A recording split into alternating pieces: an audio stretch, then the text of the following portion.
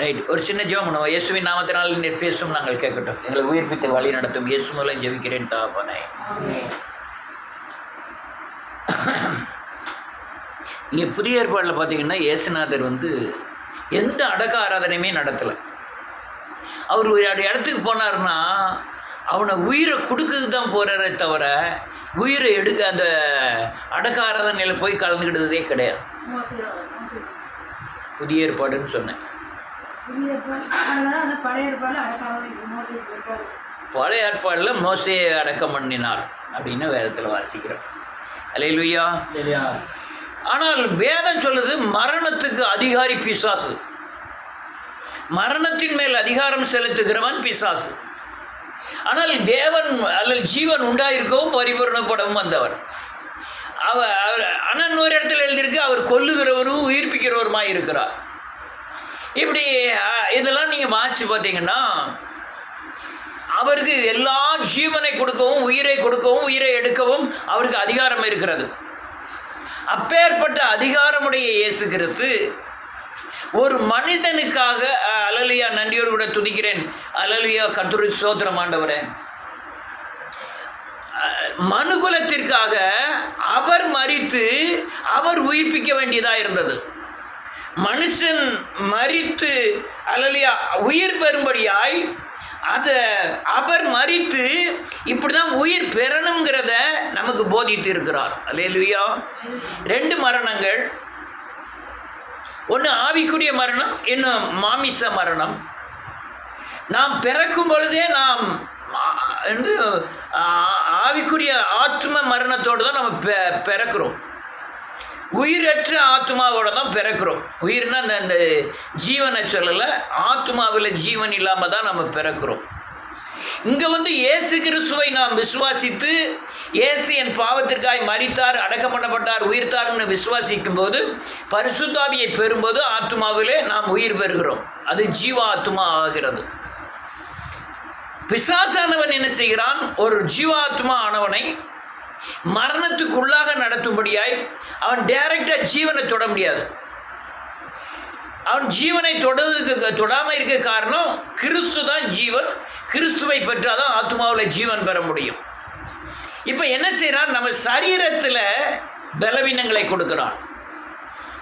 சரீரங்களில் உபத்திரவத்தை கொடுக்கும் பொழுது, இவன் அபிவிசுவாசம் வரும் பொழுது, வேதவசனத்தை மீறும்போது ஆத்மா மரணத்துக்கு செல்லுகிறது. அல்லேலூயா. சொல்லுதான் உங்களுக்கு புரியுதா? அப்படின்னு ஆட்டிடக்கூடாது. அல்லேலூயா. புரிஞ்சுக்கிட்டீங்கன்னா நல்லது. அல்லேலூயா. நன்றியோடு கூட துதிக்கிறேன்.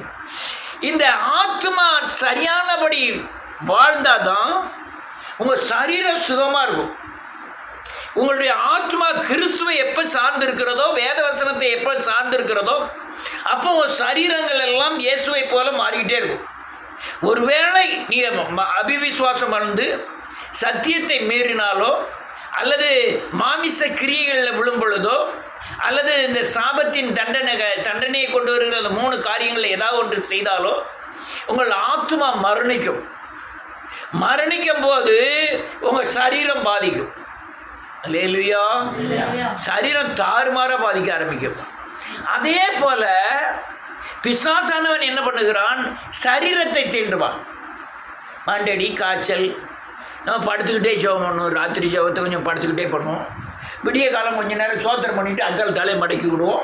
அப்படிலாம் நம்ம நினச்சி ஜெபத்தில் கலந்துக்கிட்டு இருக்கும்போது ஆத்மாவை அல்லையா சரீரத்தை பலவீனப்படுத்தும் பொழுது ஆத்மா பலவீனப்படும். இன்னைக்கு ஜெபம் பண்ண வேண்டாம், நாளைக்கு சேர்ந்துக்கிடுது, நாளைக்கு ஜெபம் பண்ண வேண்டாம், நாளை கழிச்சு சேர்ந்துக்கிடுது. ஓயாமல் வேதத்தை வாச்சி என்ன தான் பயன்? ஓயாமல் இடைக்கால சபைக்கு போய் என்ன தான் பயன்? ஒரு 2 வாரம் போகாமல் தான் இருப்போமே அப்படின்ட்டு 2 வாரம் கழிச்சு எண்ணெய் போட்டு உடனே ஓடியாந்து. ஆனால் அதில் பலவீனப்படுறாங்க. அப்படியே சரீரத்தை பிடித்த உடனே ஆத்மாவை பிடித்து அவன் ஆத்மாவை மரணிக்க பண்ணுகிறான். அநேகரை சரீரத்தையும் மரணிக்க பண்ணுகிறான். பெரும் வியாதிகள் சாதாரணமாக வர்றதில்லை. இந்த சரீரத்தில் சாதாரண தண்டனைகள்லாம் வர்றதில்லை. பிசாசன்ட்டு கர்த்தர் எல்லாரையும் ஒப்பு கொடுக்கறதும் இல்லை. நன்மைக்கேற்ற நன்மையும் தீமைக்கேற்ற தீமையும் செய்ய அல்லேலூயா நாம் அனுபவிக்கும்படியாய் தேவன் நம்முடைய சரீரத்தை பிசாசின் இடத்தில் அப்படியே ஒப்புக்கொடுக்கிறார். ஒருவேளை நீங்கள் பக்திமானாக இருந்தால் பாவம் செய்யா இருந்தாலும் உங்களுடைய பக்தியின் தன்மையை சோதிக்கப்படும்படியாய் உங்கள் சரீரத்தை தேவன் பிசாசிட்ட ஒப்பு கொடுக்கிறார். அல்லேலூயா. அநேக நேரம் இயேசுவை விட்டு பின்வாங்குற நேரம் பூரா எது தெரியுமா? சரீரம் பாதிக்கப்படும் போது. ஆமென். சரி, என்ன ஓயாம பிரச்சனையா, ஒரையாம வேதனையா, ஓயாம நெருக்கமானுங்க நினைக்கும் போது பக்தி குறையும். பக்தி குறைஞ்சோடனே சரீரம் ரொம்ப பலவீனப்பட ஆரம்பிக்கும். அல்லேலூயா. இதுதான் சரீர மரணமும் ஆத்ம மரணமும் நேரிடுகிற காரியங்கள். நீ ஆத்மா ஒரு வேளை மரிச்சிட்டுனா அல்லேலூயா, நீங்கள் அல்லேலூயா நன்றியோடு கூட துதிக்கிறேன், அதை உயிர்ப்பிக்கிறது தேவனை தவிர ஒருவரால் முடியாது. ஒரு ஊழியக்காரனாக இருந்தாலும் சரி, அவன் பேசுகிற வேத வசனத்தின் அடிப்படையில் அவன் வேத வசனத்தை விசுவாசித்து சிலுவையை நோக்கி பார்த்து மரணத்தை கொண்டு வருகிற அந்த அல்லேலூயா காரியங்களை இவங்கள் அறிக்கை செய்து விட்டு பிறகு கிறிஸ்துவை பெற்று ஆவியை பெற்று அவங்க வளரணும். வளர்ந்தால் தான் அந்த ஆத்மாவில் ஜீவன் உண்டாகும், உயிர் உண்டாகும். அதே மாதிரி சரீரத்துக்கும் இயேசுநாதருடைய கிரியை இல்லாமல் உங்கள் சரீர மரணம் ஏற்பட்டு உயிர்ப்பிக்க முடியாது. அநேகர் மரித்த பிறகு, சரீரம் மரித்த பிறகு கூட இயேசுவை நம்பி விடுதலை ஆகியிருக்கிறார்கள். இயேசுவை விசுவாசித்து மரித்தவர்கள் எத்தனை பேர் எனக்கு சாட்சிகளை கேட்டிருக்கேன்.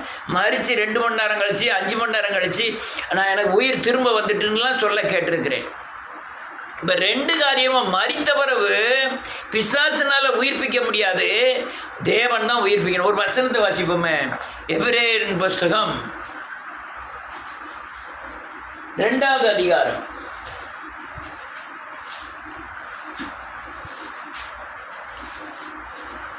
13வது வசனமும் 14வது வசனமும்.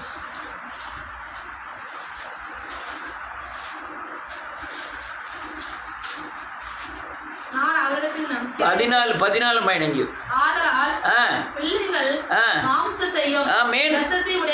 இருக்க அவரும் அவர்களைப் போல உடையவரானார்.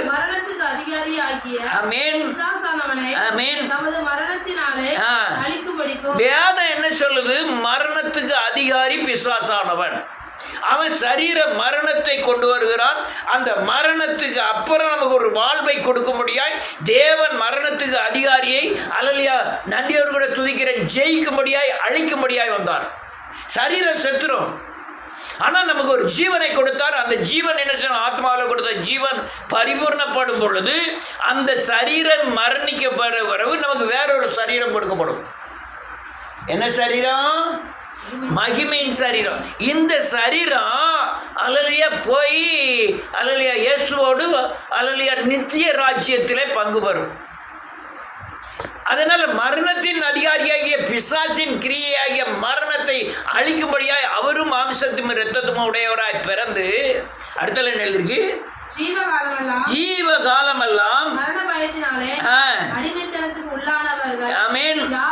யாவரையும் அப்படி. அதனால ஜீவகாலமெல்லாம் நீ மரணத்தை குறித்து பயந்துகிட்டே இருக்காத. நாங்க மரிச்சோம்னா தேவனோடு இருப்பங்கிற உறுதி உங்களுக்குள்ள இருக்கட்டும். நமக்கு இது வாழ்க்கை அல்ல, இது டெஸ்ட். இது பரலோகத்தில் 1000 வருட அரசாட்சியில் அவரோடு கூட இருக்கும்படியாய் மறுரூபமாகும்படியாய் இயேசுவை போல மாறும்படியாய் இந்த பூமியில் நமக்கு டெஸ்ட் நடந்துகிட்டு இருக்கு. அதுக்கு தான் வேத புஸ்தகம் கொடுக்கப்பட்டிருக்கு. அதுக்கு தான் பரிசுத்த ஆவியானவர் கொடுக்கப்பட்டிருக்கிறார். அவர் நம்ம இயேசுவை போல மாற்றுவார், இன்னொரு ரூபத்தை ஆக்குவார், மறுரூபமாக்குவார். அதனால பூமியில் மரணம் சாவு நமக்கு ஆதாயம். அதனால இந்த ஆதாயம், ஆனால் சில காரியங்களை விட்டுட்டு போக வேண்டியது இருக்கு. ஆமென். நேற்று இந்த வக்கீல் அம்மா பேசிகிட்டு இருந்தது சொல்லிச்சு.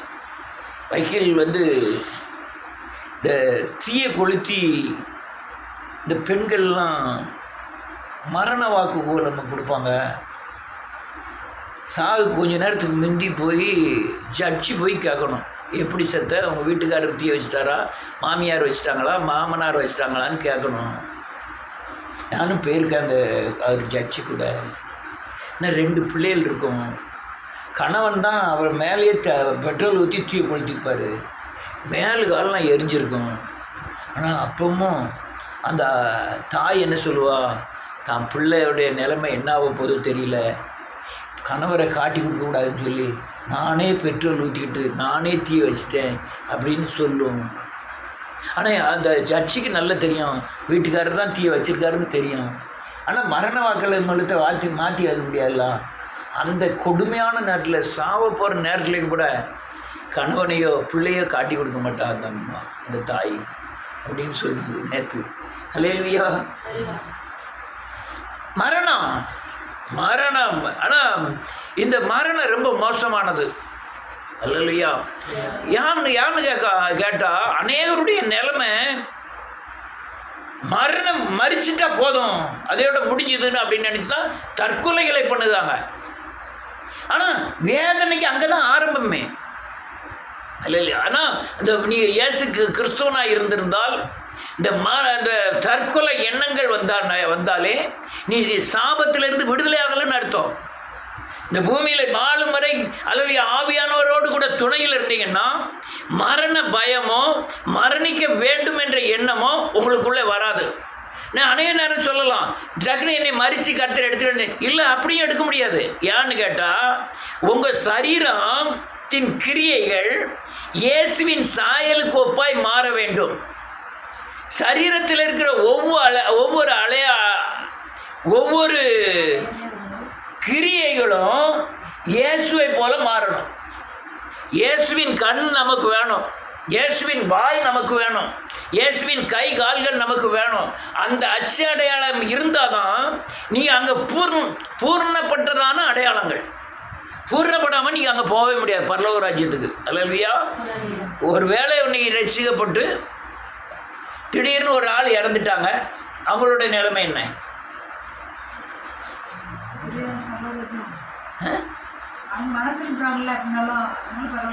மறுரூபமா உண்மை. பூமியில் ஒரு மறுரூபமாக இருக்கு.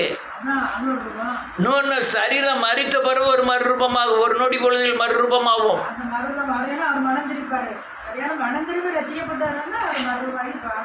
மனம் திரும்புதலே 20 வருஷம் 50 வருஷம் ஆனாலுமே பூரண மனம் திரும்புதலுக்குள்ள மக்கள் வரலணும்.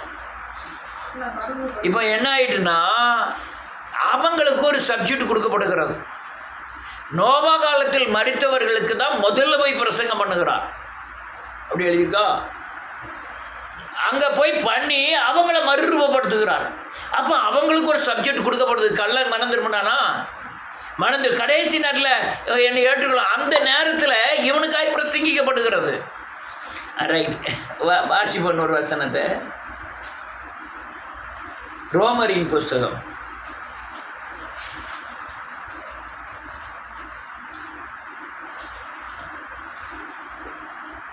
6வது அதிகாரம்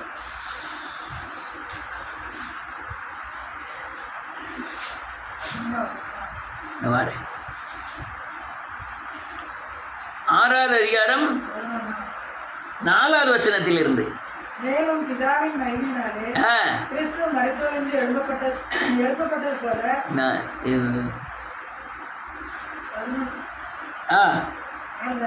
ஆமா எழுப்பப்பட்டது போல நாமும் புதிதான ஜீவனுள்ள நடந்து கொள்ளும்படிக்கு அவருடைய மரணத்திற்குள்ளாக்கும் ஞானஸ்நானத்தினாலே கிறிஸ்துவோடு கூட அடக்கம் பட்டோமா? அவ்வளவோ படாமல் இருந்து தான் இருக்கும். அப்போ ஒரு மனுஷன் ஞானஸ்நானம் எடுக்கும் போதே அவன் பாவ மன்னிப்பு நிச்சயத்தை பெற்று அடக்கம் பண்ணப்படணும், அது கிறிஸ்துவோடு கூட. இங்கே அதுக்கப்புறம் பண்ணாதனால தான் நம்முடைய கர்த்தருடைய பந்தின்னு ஒன்று வச்சிருக்கிறார். அவர் மாம்சத்தை புசித்து இரத்தத்தை பானம் பண்ணி பாவங்களை அறிக்கை செய்து சிலுவையில் அறைகிறோம், மரணத்தை நினைவு கூர்ந்து. அல்லேலூயா. அடுத்தால என்ன எழுதிருக்கு? ஆதலால்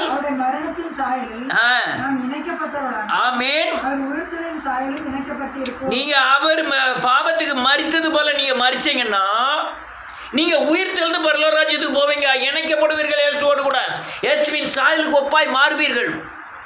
அல்லேலூயா. 2 மரணம், ஒன்று சரீர மரணம், ஒன்று ஆவிக்குரிய மரணம்.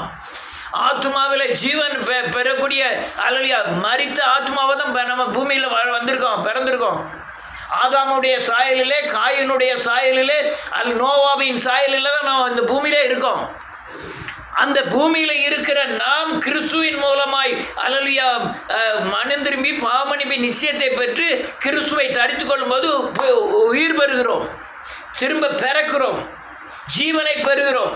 ஆனால் நான் பாவம் செய்யும்போது அல்லது வேசித்தனம், விக்கிர ஆராதனை, கொலைபாதகங்கள் செய்யும்போது நான் என் ஆத்மா என்ன செய்து மறிக்கி. அல்லேலூயா. வேதம் சொல்லுது அல்லேலூயா, மரணத்தின் சாயலில் இணைக்கப்பட்டவர்களானால் அவர்களுடைய உயிர்த்தலின் சாயலிலும் என்ன செய்வோம்? மரணத்தின் சாயல் என்ன? இயேசு சொல்லுங்க, என்னுடைய பாவங்களை எல்லாம் அவர் ஏற்றுக்கொண்டு அவர் தண்டனையை சிலுவையில் சுமந்து கொண்டார் என்று விசுவாசித்து அறிக்கை செய்தால் அவரோடு கூட என்ன செய்வோம்? பிழைப்போம். இல்லைன்னா அவரோடு கூட மரிப்போம். யாரோடு கூட மரிப்போம்? இயேசு மரித்தார், நம்மளும் மரிப்போம். ஆனால் உயிர் பெற மாட்டோம். என்ன பெற மாட்டோம்? திரும்ப உயிர் பெற மாட்டோம். நான் உயிர்ப்பிக்கப்பட்டிருக்கேன். இயேசு உயிர் தெழுந்தார், மரித்து அடக்கம் பண்ணப்பட்டு, நானும் மரித்து அடக்கம் பண்ணப்பட்டு என்ன பெற்றிருக்கேன்? உயிர் பெற்றிருக்கேன். திரும்ப உயிர் தெழுந்திருக்கிறேன். இது பழைய ஜீவன் அல்ல, புதிய ஜீவனாகிய கிறிஸ்துவை தரித்திருக்கிறேன், உயிர் பெற்றிருக்கிறேன். அடுத்தால என்ன எழுதியிருக்கு? நான் இனி பாவத்துக்கு ஊழியம் செய்யாது. ஆமென். பாவ சரீரம் ஒழிந்து போவதற்காக. ஆமென். நம்முடைய பழைய மனுஷன் அவரோட சிலுவையில் அறையப்பட்டிருந்து அர்ப்பணிக்கிறோம். நல்ல காலுங்க. எப்படி உங்க பழைய சுவாபத்தை விட்டீங்க? நான் சிலுவையில் அறிஞ்சிருக்கிறேன். என்னுடைய பழைய சுவாபம், ஜாதியின் சுவாபம், மாம்சத்தின் கிரியைகள், சுவாபங்கள், சுயங்கள், அல்லையா, இது எல்லாத்தையும் எங்கே அரைஞ்சிருக்கேன்? சிலுவையில் அரைஞ்சிட்டேன். அதனால தான் வேதம் சொல்லுது, பழைய மனுஷன் அவரோடு கூட சிலுவையில் அறையப்பட்டதென்று அறிஞ்சிருக்கீங்களா? அறியணும். அது நான் பழைய மனுஷன் சிலுவையில் அறையப்பட்டிருக்கேன், நான் புதிய மனுஷனை தடுத்து. இந்த பிரசங்களை யாருமே கேட்க மாட்டாங்க. அடுத்த வருஷம் பாவத்துக்கு நீங்க விடுதலாக்கப்பட்டிருக்கிறானே. ஆமென். கிறிஸ்துவோடு கூட நாம் மரித்தோமானால் ஆமென் அவரோடு கூட பிழைத்து இருப்போம் என்று நம்புகிறோம். நல்ல காலங்க. அவரோடு கூட மரிக்கணும். இயேசுவோடு கூட இருக்கணும். மரிச்சு நம்முடைய பாவங்கள் அவரோடு கூட அடக்கம் பண்ணப்பட வேண்டும். அவரோடு கூட சிலுவையில் அறையப்பட வேண்டும். அவரோடு கூட சிலுவையில் மரிக்க வேண்டும். அவரோடு கூட அடக்கம் பண்ணப்பட வேண்டும். அப்படி அடக்கம் பண்ணப்பட்டாதான் அவரோடு கூட நம்ம என்ன செய்ய முடியும்? எழுந்திருக்க முடியும். அடுத்த என்ன இருக்கு? மரிப்பதில் என்று அறிந்திருக்கிறோம். மரித்த கிறிஸ்துவின் மேல் மரிப்பதில்லை. அவரை பாவம் இனி என்ன செய்யாது? ஆண்டு கொள்வதில்லை. அவரை பாவம் ஆண்டுகிட்டுதான். அவர் உயிரோடு இருக்கும்போது ஆண்டுகிட்டுதான். அவர் கொஞ்சமே அவர்கிட்ட என்ன இல்லை? இருள் இல்லை. அப்போ அவர் பாவமானார். பிதா அவரை என்ன ஆக்கினாரா? பாவமாக்கினார். பாவமானார். அவர் பாவம் இல்லை, அவர் பாவமானார். அவருக்குள்ள பாவம் இல்லை, பாவத்தை எல்லாம் சுமந்தார். அல்லேலூயா. அடுத்த என்ன இருக்கு? அவர் மரித்து பாவத்திற்கென்று ஒரே தரம் மரித்தார். பிழைத்திருக்கிறது தேவனுக்கென்று பிழைத்திருக்கிறார். ஆமே. அடுத்த வருஷம் ரொம்ப முக்கியம். நீங்களும் பாவத்திற்கு மரித்தவர்களாகவும் நம்முடைய கர்த்தராகிய இயேசு கிறிஸ்து தேவனுக்கென்று பிழைத்திருக்கிறவர்களாகவும் எண்ணிக்கொள்ளுங்கள். அவர் பாவத்திற்கென்று மரித்தார், தேவனுக்கென்று பிழைத்திருக்கிறார். அதே மாதிரி நீங்களும் பாவத்திற்கென்று மரித்து இப்போ பிழைச்சிருக்கிறது. யாருக்காக பிழைச்சிருக்கோம்? கர்த்தராகிய இயேசு கிறிஸ்துவுக்காக நான் பிழைச்சிருக்கிறேன். அல்லேலூயா. அப்படி நீங்க நம்பினாதான், நினைச்சாதான், உங்களுக்குள்ள உறுதி இதயத்தில் ஏற்பட்டாதான் ஆவியானவருடைய முழு ஆளுகைக்கு உட்படுவீர்கள். அல்லேலூயா. அவர் மரித்து பாவத்திற்கென்று ஒரு தரம் மரித்தார். அவர் பிழைத்திருக்கிறது தேவனுக்கென்று பிழைத்திருக்கிறார். அப்படியே நீங்களும் உங்களை பாவத்திற்கென்று மரித்தவர்களாகவும் கர்த்தராகிய இயேசு கிறிஸ்துவுக்கு தேவனுக்கென்று பிழைத்திருக்கிறவர்களாகவும் எண்ணிக்கொள்ளுங்கள். பாவம் உங்களை ஆளக்கூடாது. தேவன் எனக்குள்ளே இருக்கிறாருன்னா பாவம் ஆளக்கூடாது. நான் தேவனுக்குள்ளே இருக்கிறேன் நான் அப்படின்னு நீங்கள் எண்ணிக்கொள்ளணும். நான் பிழைத்திருக்கிறேன். பிழைச்சிருக்கீங்களா? எதுக்கு பிழைச்சிருக்கீங்க? பாவத்துக்கு செத்து நீதிக்கு என்ன செய்ய பிழைச்சிருக்கீங்க? பழைய மனுஷன் சொல்ல மாட்டேன் செத்து ஆவியானவர் எங்கே பிழைச்சிருக்காரு? நமக்குள்ள பிழைத்திருக்கிறார். அடுத்தால 12 ஆகையால் கீழ்ப்படியத்தக்கதாக உங்கள் சரீரத்தில் பாவம் ஆளாதிருப்பதாக. பாவம் ஆண்டதுன்னா செத்தவங்கன்னு அர்த்தம். பாவம் ஆளலைன்னா உயிரோடு இருக்கும்னு அர்த்தம். அல்லேலூயா. நானே நேரம் நினைக்கிறது உண்டு, நான் பாவியாகவே இருந்துட்டோம்னா எனக்கு ஒன்றுமே தெரியாது. அது பாட்டில் பாவம் செய்வோம், அதுக்கு முன்னாடி தண்டனை வரவும், அதுக்கோட பிசாது கொள்ளுவான். கொண்ட பிறகு அதே பிசாது போய் கும்பிடுவேன், அதுக்கு போய் பொங்கல் வைப்பேன், எல்லாம் நான் கூப்பிட்டு வந்து வீட்டில் வச்சு கூடை கடைலாம் கொடுத்து அப்படிலாம் கொண்டாடுவேன். அடுத்தால பாவம் செய்வேன். அது ஒன்றுமே தெரியாது. நான் இது பாவி, இது பாவம், இது பிசாசின் கிரியைகள், இது பிசாசு தான் என்னை பாவம் செய்ய வைக்கி அப்படின்னு பாவத்தை சிலுவையில் அறந்து இயேசுக்கு பரிசுத்தாவியானவரை தரித்து கொண்டு பாவத்தை ஜெயித்து வாழும்போது நான் திரும்பி பாவத்தில் விழுந்து என்ன மரணம் ஆயிரும், திருப்பி ஆத்மா என்ன ஆயிரும், மரணிக்க போயிடும். அதுக்கப்புறம் நான் நடைபெறமாய் அலைவேன். எனக்கு இதுவும் தெரியும் அதுவும் தெரியும், மனம் திரும்பவும் முடியாது. நீங்கள் முதல்ல பாவம் செய்ததுக்கு இல்லையா தேவனுக்குள்ளே வந்த உடனே அப்போ இதான் பாவம்னு சொன்னோன்னா மனம் திரும்பலாம் ஈஸியாக மனம் திரும்பிடுவாங்க.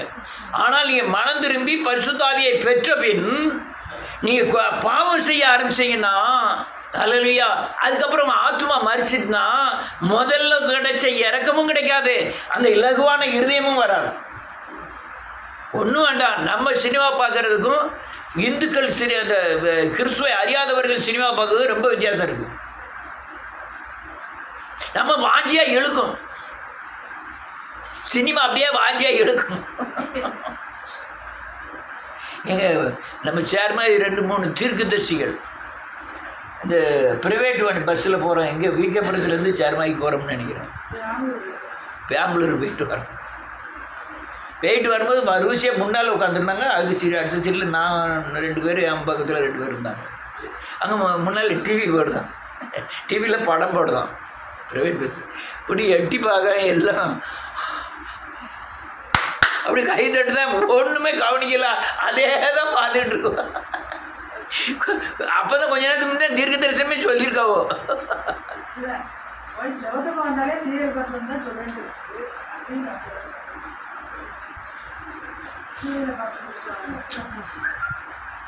நானும் சொல்ல வேண்டியதான், மகளே கவலைப்படாதே, கலங்காதே, திகையாதே, கர்த்தர் உன்னோடு கூட இருக்கிறார். நேற்று ஒரு பயங்கரமான ஆபத்திலிருந்து கர்த்தர் உன்னை காப்பாற்றினார், நாளைக்கும் காப்பாற்றுவார். பயங்கர ஆபத்து என்ன ஆபத்துன்னா கர்த்தர் சொல்லாததை சொன்னேன் என்று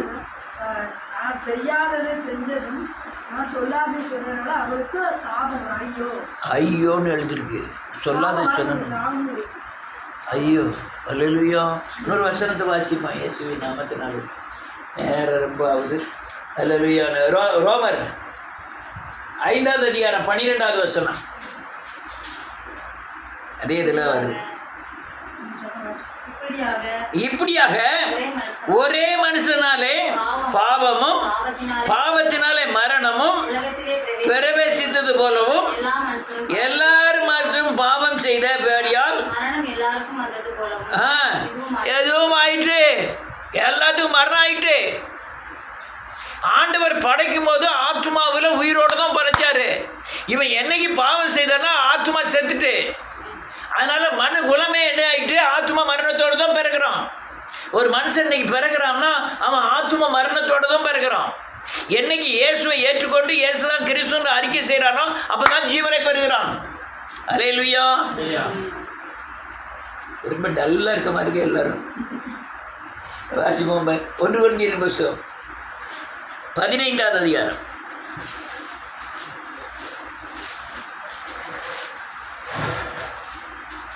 யார் உருட்டுதா? 52 இருந்து 52, 53, 54. எக்காலம் தொனிக்கும். அப்பொழுது மரித்தோர் அழிவில்லாதவர்களாய் எழுந்திருப்பார்கள். மறுரூபமாக்கப்படுவோம். அழிவுள்ளதாகிய அழியாமையும். ஆமென். என்ன எழுதியிருக்கு? என்னது தரித்து கொள்ளணும்? இந்த சரீரமா திரும்ப புதுசா போகும்போது இல்லை, இந்த சரீரம் மறித்து, இது ரொம்ப முக்கியமான பாடம். உங்களுக்கு புரியாதனால சரியான வாஞ்சியோடு உங்களால் கேட்க முடியல. அல்லேலூயா. இந்த சரீரம் மறித்து என் ஆத்துமா உயிர்ப்பிக்கப்படும் போது இந்த சரீரம் மகிமையின் சரீரமாய் மாறும். ஒரு நொடி பொழுதுல இந்த சரீரம் மண்ணுக்கு போயிடும். சரீரம், அல்லேலூயா, இந்த சரீரம் மகிமையின் சரீரமாய் மாறும். மாதிரி தான் பரலோக ராஜ்யத்துக்குள்ள போவோம். அடுத்தால என்ன இருக்கு? 54. அழியாமையையும் சாவுக்கு ஏதுவாகிய இது சாவாமையும். அது சாவாமையும் தரித்து கொள்ளும். அழியாமையும் சாவாமையுமா இந்த மகிமையின் சரீரமாய் மாறும். எப்போ எது மாதிரினா, ஆதாமை படைக்கும் போது என்ன சாயலில் இருந்தானோ அதே சாயலுக்காய் நாம் மரித்த உடனே மாற்றப்படுவோம். அடுத்தால சாவிக்கிற சாமியை தரித்துக்கொள்ளும் போது மரணம் ஜெயமாக விளங்கப்பட்டது என்று எழுதிக்கிற வார்த்தை நிறைவேறும். அழிவுள்ளதாகிய இது அழியாமையும் சாவாமையும் தரித்துக் கொள்ளும் போது மரணம் ஜெயமாக விழுங்கப்பட்டது என்று எழுதியிருக்கிற வார்த்தை நிறைவேறும். அதுக்கப்புறம் நமக்கு மரணமே இல்லை. அல்லேலூயா. ஆனா இவ்வளவு பெரிய உயிர்த்தெழுதல இவ்வளவு காரியம் இருக்கு. கிறிஸ்துக்குள்ள இதை போதிக்கப்படவே இல்லை. இவன் மகாபரிய உயிர்த்தெழுதல அவங்க அடையாதனால தான் ரொம்ப பாதிக்கப்படுதாங்க. பூமியில் கிறிஸ்தவர்கள் அதிகமாக நெருக்கப்பட காரணம் என்னன்னா, ஆத்மாவில் ஜீவன் பெறல, சரீரம் இயேசுவின் சாயலுக்கு ஒப்பாய் மாறல, வசனத்தை கைகொள்ளல, பிசாசானவன் எதிரியாக இருக்கிறான், அவன் மரணத்தின் அதிகாரி. அவனை கொண்டு வந்து பாட்டு பின்னுதார ஆண்டவர். வாசிப்போம் ஒரு வசனத்தை வாசியா தெரியும். எபிரேயர் 11 அதிகாரம் 35வது வசனம்.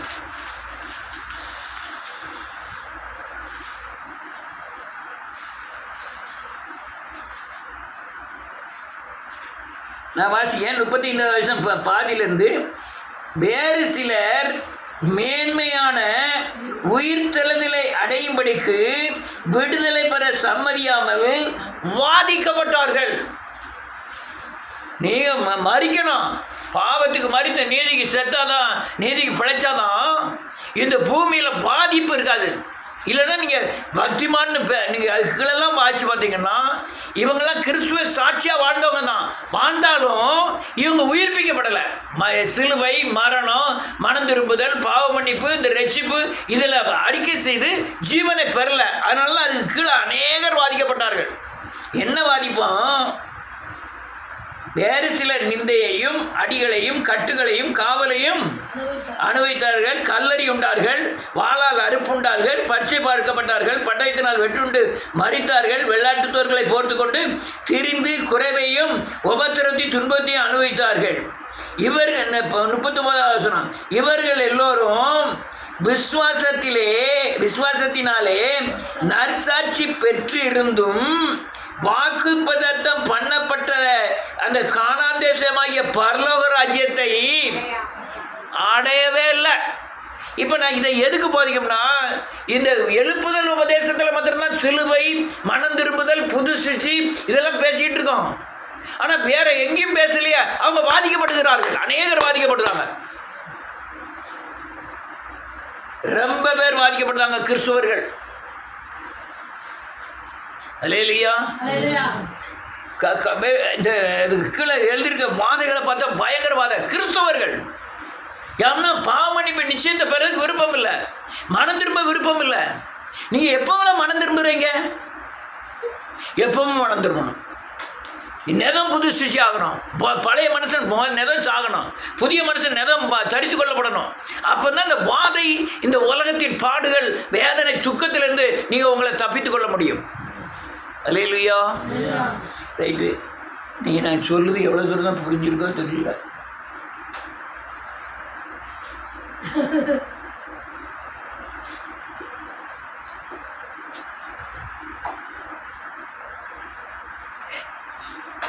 அல்லேலூயா. புரிஞ்சிருக்காயா?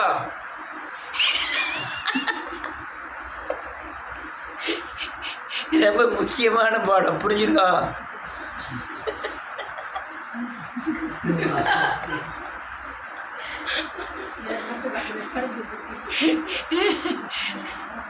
முடியும்போது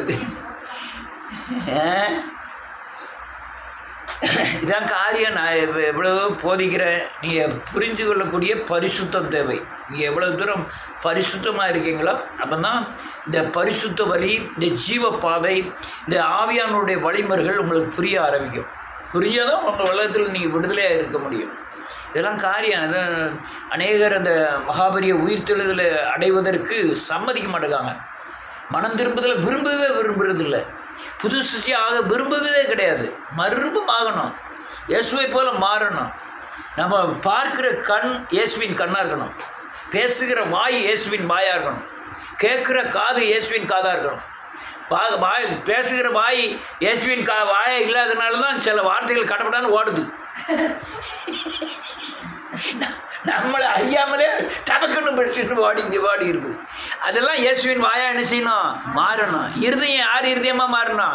யாருக்கும் தீங்கு நினையாத இயேசுவின் இருதயமா. இதுதான் மறுரூபத்தின் அடையாளம். இப்படி இருந்தால் தான் இந்த உலகத்தில் வாதைகள் உங்களுக்கு மேற்கொள்ளாது, துக்கங்கள் மேற்கொள்ளாது, சங்கடங்கள் வராது. நீ இயேசுவை போல மாறணும். மாறினா தான் உங்களுக்கு விடுதலை. அல்லேலூயா. ஒரே ஒரு வசனத்தை வாய்ச்சி முடிச்சது. ஐயோ நீங்கள் ஏண்டா பேசணும்னு கேட்டுக்கிட்டு இருக்கீங்க. ஒரே ஒரு போராட்டத்தை மாத்திரம் சொல்லிட்டு போய் 1 Corinthians 15வது அதிகாரம்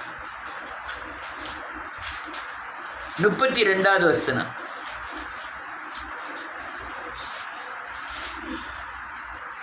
நான்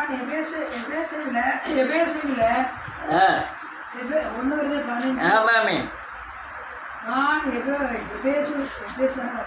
எபேசுவிலே துஷ்ட மிருகங்களுடனே போராடினென்று மனுஷர் வழக்கமாய் சொல்லுகிறேன். அப்படி போராடினாலே ஆமென். எனக்கு பிரயோஜனம் என்ன? மரித்தோர் உயிர்த்தெழாவிட்டால் ஆமென் புசிப்போம் குடிப்போம் நாளைக்கு சாவோம் என்று சொல்லலாமே. என்ன சொல்லுறாரு? அடுத்த வசனத்தில் மோசம் போகாதீர்கள், அதனால ஆகாத சம்பாஷணை நல்ல ஒழுக்கங்களை கடுக்க நீங்கள் பாவம் செய்யாமல் நீதி கேட்க விழித்து கொண்டு தெளிந்தவர்களாயிருங்கள். சிலர் தேவனை பற்றி அறிவில்லாதவர்களே, அறிவில்லாத இருக்கிறார்களே, உங்களுக்கு வெட்கமுண்டாக இதை சொல்லுகிறேன். என்ன எழுதுறாரு? ஒவ்வொரு மனுஷனுக்கும் துஷ்ட மிருகத்தோடு போராட்டமா. என்ன துஷ்ட மிருகம்? பிசாசோடு போராட்டம். அவர் எழுதுறாரு எபேசிலன்னா துஷ்ட மிருகங்களோடு போராடினேன் என்று மனுஷர் சொல்லுகிற வழக்கமாய் சொல்லுகிறேன். எல்லாருக்கும் போராட்டங்க. அவர் போராட்டம் தான் சொல்றாரு. அவர் போராட்டம் பூரா இயேசுக்கு செய்த கிரியைகள் மனுஷருக்கு பூரா வரும். பவுலுக்கு நடந்த காரியங்கள் பூரா நமக்கு பூரா வரும். அவங்க ஊழியம்னா எல்லாருமே ஊழியத்துக்கு மொத்த போராட்டம் ஒரு ஊழியர்கள். இப்போ இவளுக்கு ஆத்மல போராட்டம், அவளுக்கு அவள் போராட்டம், எனக்கு ஒரு போராட்டம் இருக்கும். ஆனால் எல்லாம் ஒட்டுமொத்த நிறைய அடுத்த ஊழியம் தானே, ஊழியம் செய்கிறது தான் போராட்டம். இந்த போராட்டம் வந்து எல்லாத்துக்கும் நியமிக்கப்பட்டிருக்கு. மனுஷர் வழக்கமாய் சொல்லுகிறேன், அப்படி போராடினதுனாலே அவனுக்கு நடந்த போராட்டத்தை நீங்கள் பார்த்துக்கிடுங்க, உங்களுக்கு வருங்க. என்ன எழுதியிருக்கான்? மனுஷர் வழக்கமாய் சொல்லுகிறேன், அப்படி போராடினதுனாலே எனக்கு பிரயோஜனம் என்ன? நான் மரித்தோர் உயிர்த்தெழாவிட்டால் புசிப்போம் குடிப்போம் நாளைக்கு சாவோம் என்று சொல்லலாமே. அப்போ உயிர்த்தெழுதல் எவ்வளவு முக்கியம், அவசியம். அப்படி இருந்தா நீங்கள் புசிச்சோம் குடித்தோம் இட்லி விட்லியா என்ன செய்ய அப்படிங்கிற வருத்தம் தான் இருக்கும். ஆமென். ஆனால் வித்தாலும் விற்காட்டாலும் யார் இருக்கா? தேவன் இருக்கிறார். அப்படிங்கிற பலத்துக்கு வரணும். ஒரே நாளில் 20 ஆடை அடிச்சு போட்டான். யார் தாக்கு பிடிக்க முடியும்? கர்த்தர் அன்னைக்கு இல்லைன்னா செத்துருவான் மனுஷன், அப்படியே உட்காந்துருவான். ஆனால் அந்த நஷ்டங்கள், அவமானங்கள், நிந்தைகள், நெருக்கங்கள் இதெல்லாம் யாரு? துஷ்ட மிருகம். என்னது? துஷ்ட மிருகம். நீங்கள் உயிர்த்தெழுதல் இருந்துன்னா அந்த துஷ்ட மிருகம் உங்களை தாக்காது. கர்த்தர் கொடுத்தார், கர்த்தர் இதை விட கொடுக்க வல்லவர் அப்படின்ட்டு போயிடுவோம். அல்லேலூயா.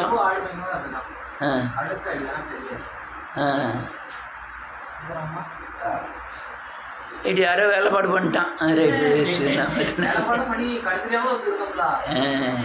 ரைட்டு, இயேசுவின் நாமத்தினால் இதெல்லாம் காரியங்கள். நீங்கள் மரித்தோர் உயிர்த்தெழாவிட்டால் உங்களுக்கு பிரயோஜனமே இல்லை, வேதனையில் தான் முடியும். அதனால் உங்கள் பழைய மனுஷன் எல்லாம் மாறி இயேசுவை போல் மாறணும், ஆத்மாவில் மாறணும், சரீரத்தின் கிரியைகளில் மாறணும்.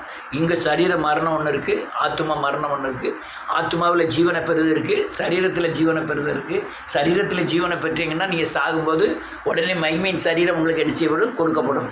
ஆத்மா மரணம் வேண்டும்னா ஆத்மாவில் மறிச்சிட்டிங்கன்னா தேவன் உயிர்ப்பித்து உங்களுக்கு ஆவியை தருவார், ஜீவனை தருவார். அந்த ஜீவன் இயேசுவை போல் மாறுவது தான் அடையாளம், பரிபூர்ணப்பட்டதின் அடையாளம். உங்கள் சரீரத்தின் கிரியைகள் இயேசுவை போல் மாறுறாதான் உங்கள் ஆத்மாவில் ஜீவனை பரிபூர்ணம் அடைந்ததுக்கு உண்டான அடையாளம். இது அடைஞ்சால் தான் நீங்கள் மறுமையில் பரலோக ராஜ்யத்துக்குள்ளே என்ன செய்ய முடியும், போக முடியும். ஒருவேளை நம்ம இங்கே இவ்வளவு தூரம் வேகத்திலே வராமல் திடீர்னு ஒரு நாள் ரசிக்கப்பட்டு போயிட்டோம்னா அதுக்கு ட்ரீட்மெண்ட்லாம் வேறு. அது தன்னால் தேவன் ஒரு நொடியில் மறுரூபமாக்கிடுவார். ஆனால் நம்ம உருவாக்கப்பட்டே ஆக வேண்டும். அதனால் இதெல்லாம் புரிஞ்சுக்கிடுங்க. நீங்கள் இதே சரீரம், இதே கிரியை, இதே பேச்சு, இதெல்லாம் மாறாமல் இருந்ததுன்னா நம்ம ஒரு காலமும் பரலோக ராஜ்யத்துக்கு போக முடியாது, உலகத்தில் அடிபடுவோம். அதெல்லாம் ரொம்ப முக்கியமானது. கர்த்தர் உங்களை ஆசீர்வதி.